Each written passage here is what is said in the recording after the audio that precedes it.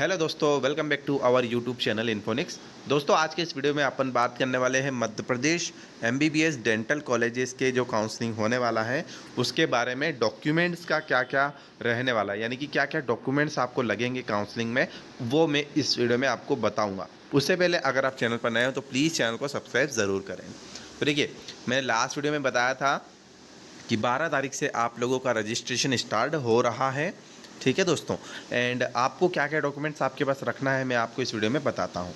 तो देखो, सबसे पहले यहाँ पर आपको नीट यूजी 2024 का रोल नंबर रखना है ना। यहाँ पर जो नीचे है पेरेंट, आपका नाम, पेरेंट्स वगैरह का नाम, ये आपको एक प्रोफार्मा बता रहा है। ठीक है, देन जो जो मेन डॉक्यूमेंट्स आप रखेंगे उसमें सबसे पहले नंबर पे आता है नीट यूजी के टाइम पे जो आपने एडमिट कार्ड निकाला था, ठीक है, वो होना चाहिए आपके पास। ठीक है, दूसरी चीज़, जो 10-12 की मार्कशीट है आपके पास वो होना चाहिए, है ना। थर्ड है 11th क्लास की मार्कशीट अगर आपके पास हो तो कोशिश करना वो आपके पास रहे, और ना भी रहेगी तो कोई प्रॉब्लम नहीं है।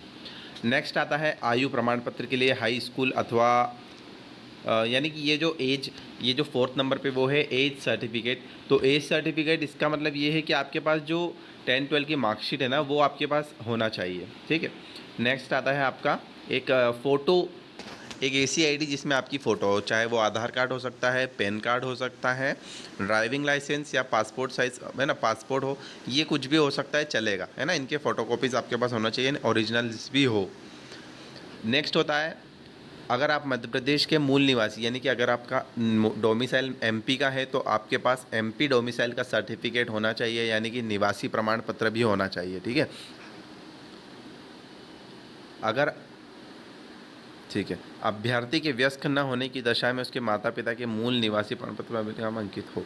ठीक है, देखो, अगर आपका डॉक्यूमेंट नहीं बना हुआ है तो आपके जो पेरेंट्स का जो डॉक्यूमेंट है उसमें आपका नाम होना ज़रूरी है। ठीक है, उसके बाद जो आता है अगला, जाति प्रमाण पत्र, यानी कि कास्ट सर्टिफिकेट जो होता है बहुत ज़्यादा ज़रूरी होता है, यानी कि कास्ट सर्टिफिकेट भी आपके पास होना चाहिए। अगर आप ओबीसी है, जनरल, एसटी, एससी, ईडब्ल्यूएस अगर आप है तो आप लोगों के पास कास्ट सर्टिफिकेट होना काफ़ी ज़रूरी है।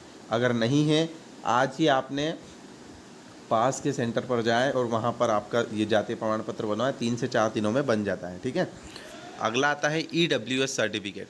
जो जो स्टूडेंट्स ईडब्ल्यूएस कैटेगरी से है उन्हें मैं कह दूं कि भैया आपको ईडब्ल्यूएस का सर्टिफिकेट लेकर जाना पड़ेगा, है ना। अगर आपके पास ईडब्ल्यूएस सर्टिफिकेट नहीं रहेगा तो आपको जनरल के हिसाब से ही सीट मिलेगी, है ना।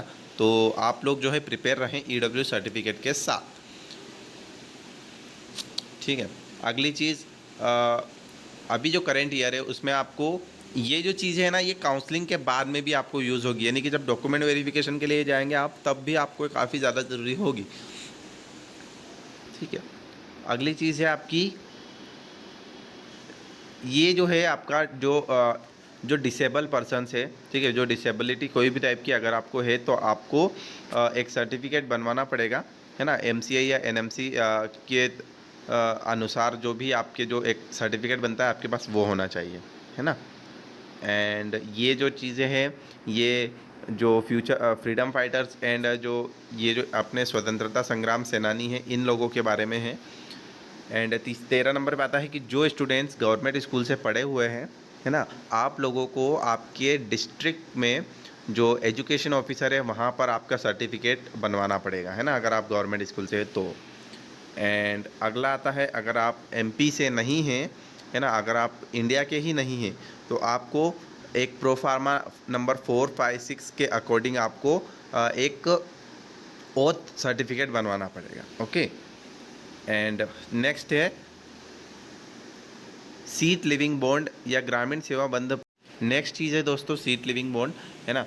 सीट लिविंग बॉन्ड आपको भरना इसलिए पड़ता है क्योंकि आप जब किसी कॉलेज में जाते हैं, ठीक है, तो वहाँ पर सीट लिविंग बॉन्ड भरना काफ़ी ज़रूरी हो जाता है। क्योंकि अगर आप मान लीजिए बीच मिड सेम से अगर आप कोई सीट लीव करते हैं तो आपको पे करना पड़ेगा।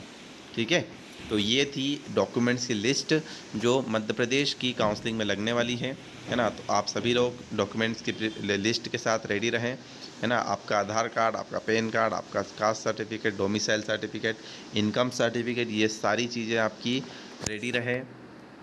इस काउंसलिंग में, ठीक है। एंड डॉक्यूमेंट वेरिफिकेशन के टाइम पे कुछ और डॉक्यूमेंट्स लगेंगे, वो हम बाद में डिस्कस करेंगे, ठीक है। थैंक यू वेरी मच, मिलता है अपने नेक्स्ट वीडियो में ही।